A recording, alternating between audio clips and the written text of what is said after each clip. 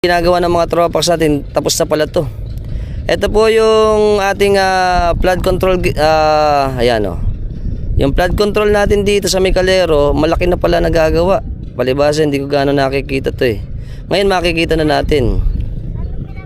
O ayan, o eto na. O, mahaba na. At mukhang patapos na rin to. At ito pong nakikita natin, yan, yung backhoe na yan, yan po yung mga gumagawa pa. Yan.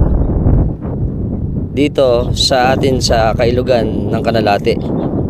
Ayun. Ito yung isa pang backhoe na ano. Ayun, mukhang may ginagawa pa sila rito eh. Naka-standby pa sila.